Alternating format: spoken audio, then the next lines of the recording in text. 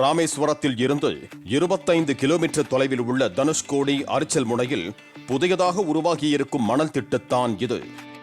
அதன் வடிவத்தை ட்ரோனில் படம் பிடித்த போது அந்த பகுதியில் புதியதாக உருவான மற்றொரு தீவு போல காட்சியளிக்கிறது.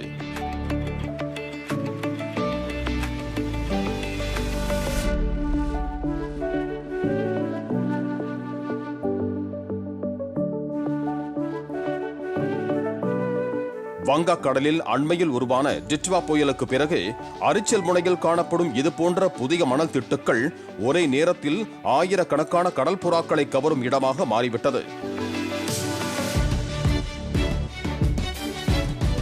கடலின் மேற்பரப்பில் கூட்டமாக பறந்துவிட்டு மீண்டும் மணல் திட்டுக்களில் அமர்ந்து இளைப்பாறும் கடல் புறாக்களை காண சுற்றுலா பயணிகள் ஆர்வம் காட்டுகின்றனர்.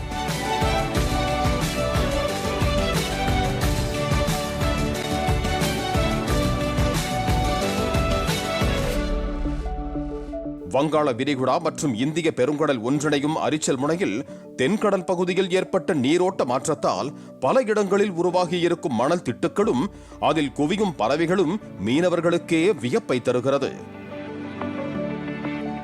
கடல் காவா என்று அழைக்கப்படும் இந்த கடல் புறாக்கள் பறக்கும் இடங்களில் மீன்கள் அதிகம் கிடைக்கும் என்பது மீனவர்களின் நம்பிக்கை.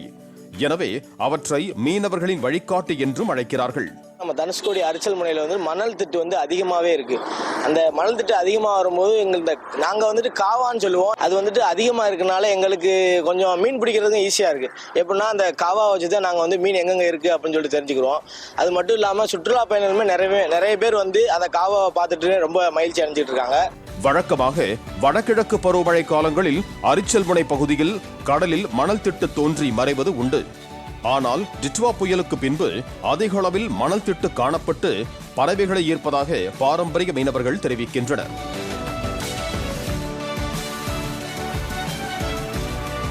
ஆயிரத்து 1964 ஆண்டு டிசம்பர் 22, 23 இரவில் வீசிய பயங்கர புயல் மற்றும் ஆழி பேரலையால் துறைமுக நகரமான தனுஷ்கோடி அழிந்தது.